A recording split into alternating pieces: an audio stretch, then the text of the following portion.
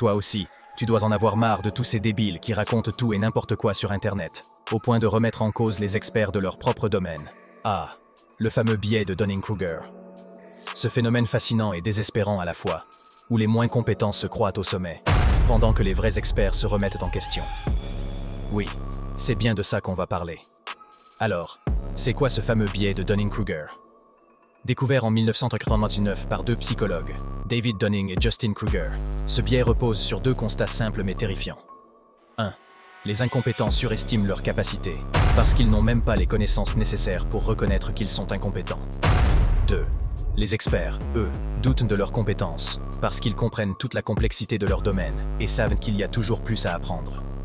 Un exemple concret, 93% des conducteurs pensent qu'ils sont au-dessus de la moyenne. Vous voyez le problème? Statistiquement impossible, mais ils y croient dur comme fer. Même chose au travail.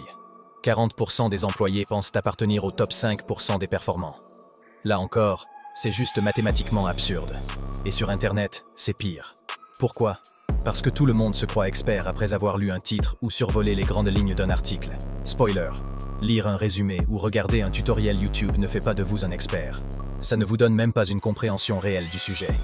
Mais bien sûr, ces experts improvisés n'hésitent pas à donner leur avis sur tout, comme si leur ignorance était un badge d'honneur. Et c'est là qu'intervient le vrai danger. Ce biais amplifie les voix des moins compétents. Ces gens, avec leur confiance injustifiée, sont souvent les plus bruyants sur Internet et dans les débats. Ils monopolisent de l'attention, pendant que les vrais experts, plus nuancés et humbles, restent en retrait.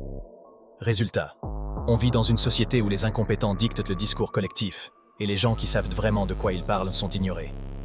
Mais pourquoi ce biais est-il si répandu? Simple. Les moins compétents ne savent même pas qu'ils ne savent pas. Ils manquent de métacognition, cette capacité à réfléchir sur leurs propres pensées et à reconnaître leurs limites. En gros, ils ne voient même pas qu'ils ont tort. À l'inverse, les experts, eux, sont pleinement conscients de ce qu'ils ne savent pas, et ça les rend plus prudents, moins catégoriques. Alors, que faire pour ne pas tomber dans ce piège? 1. Arrêtez de croire que vous savez tout. Même si vous avez une opinion, posez-vous la question, est-ce que je comprends vraiment le sujet, ou est-ce juste une impression? 2. Écoutez les experts, même si leur discours est plus complexe et moins séduisant que les raccourcis simplistes qu'on voit partout. 3. Acceptez d'être humble intellectuellement. Il n'y a aucune honte à dire « je ne sais pas ». Au contraire, c'est la première étape pour apprendre. Le biais de Dunning-Kruger est un problème bien réel, qui affecte nos décisions, nos relations, et même la manière dont notre société fonctionne. Donc, la prochaine fois que vous entendez quelqu'un crier plus fort que tout le monde, demandez-vous, parle-t-il avec des faits, ou juste avec une confiance injustifiée?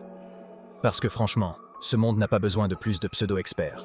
Il a besoin de gens qui savent réfléchir,